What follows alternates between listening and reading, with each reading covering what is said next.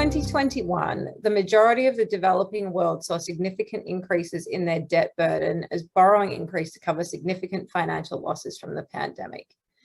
The world's low-income countries' borrowing levels increased by 12% to a record $860 billion, and external debt stocks of low and middle-income countries combined rose 5.3% to $8.7 trillion.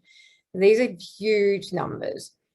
While foreign direct investment picked up, with flows increasing in developing countries to a total of $427 billion in the first half of 2021, the pandemic saw FDI reduce significantly in more vulnerable economies.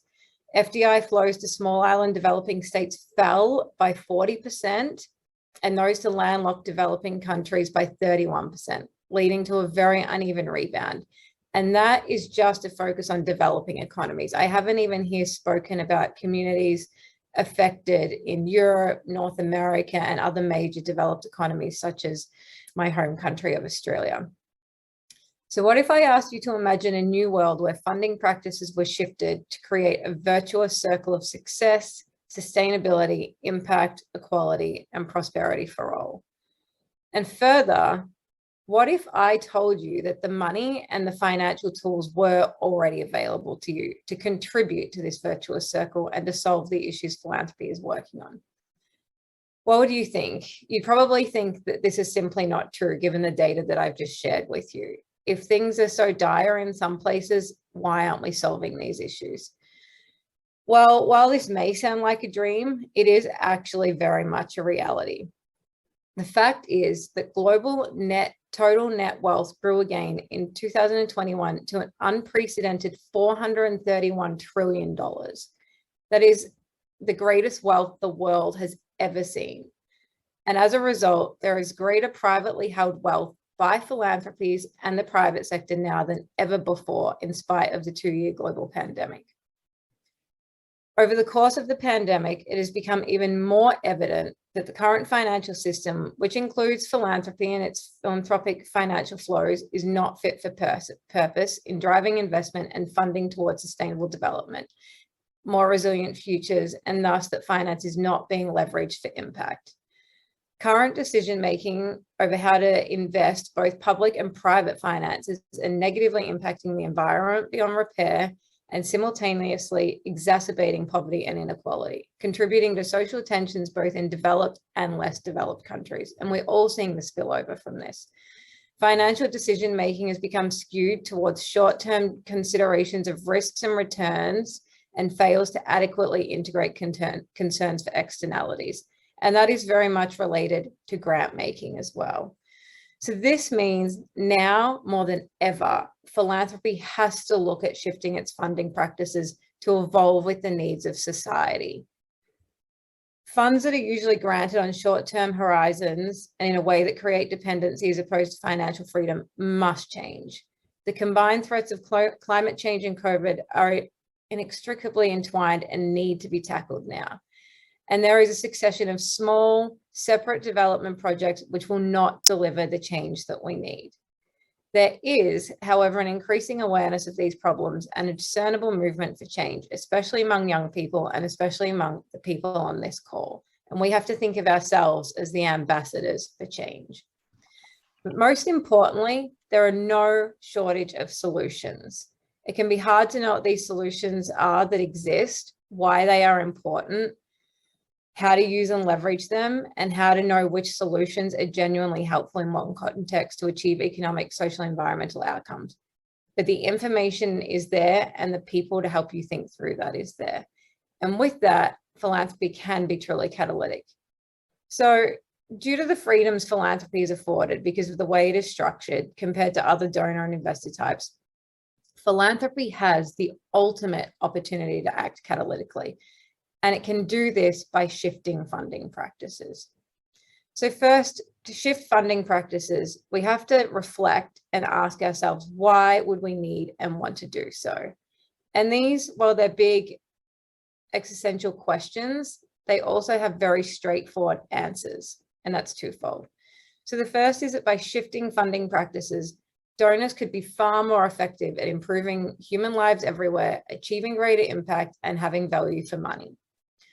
The second is to break the paradox of philanthropy and the donor industrial complex down and rebuild it in a way that is appropriate in the current modern era, not the era of 70 years ago. Most donor support to local civil society organizations comes in the form of grants. As currently structured, they are akin to analog technology to support change in a digital world. To achieve goals long pursued, we must re-envision the donor industrial complex and current system of piping restricted project funds. To make a shift in funding practices, we as a sector need to focus our efforts on community-generated priorities, fund organizations using diverse sources of investment and flexible tools, create durable, sustainable revenue-making programs, and measure what matters to local communities. Further, when we talk about philanthropic funding, we need to keep in mind that not only should we consider traditional institutional foundation financial flows, such as grant making, but all forms of philanthropy, including mission-related and program-related investments, middle-class individual giving, giving by high net worth individuals, giving through community foundations and the like. Because these philanthropic dollars individually and collectively can not only act as additional funding, but if used in the right way, they can unlock and contribute to leveraging additional funding sources through differing financial instruments, both internally to and beyond philanthropy. Such reforms must include increasing general operating support grants. That is the most basic level of change that we can take. But it's even more important to use and develop new financing solutions that shift power. Grants are not our only funding tools, and although they should continue to undergo improvement in their structure and use, we must invest in and scale new and better financial tools. Impact investing and innovative finance approaches such as outcomes funds are exciting models because they have the potential to bring in new sources of funding, provide a financial return, and focus on impact versus onerous reporting. Other promising approaches include giving seed funding to community foundations and supporting giving circles or community philanthropy in places where such approaches don't exist or are informal.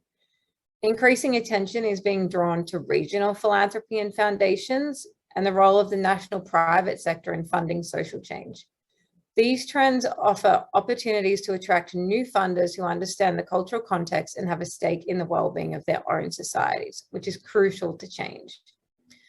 When philanthropy invests through a broader range of financial instruments beyond grants, such as funding social enterprises, cash transfers, concessional loans, impact bonds, outcomes funds, mobile money, the list is endless. In fact, at Radical Flexibility Fund, we've come up with a list of 26 instruments. We can start to reduce dependency on donors, create financial sustainability, and support capacity within organizations to work on the pressing issues that they, as the experts, know best how to tackle. Philanthropy can also go where it's harder for other donors to go, such as through supporting small and new local organizations and promoting an enabling environment through policy improvements that can lead to system-wide changes and reform for the global good, in turn unlocking additional capital. If donors adopt more of a radically flexible mindset, donor funding can be truly catalytic when done well with participatory approaches in a way that's creative, flexible, and open to natural risk that comes with this complex and multifaceted work.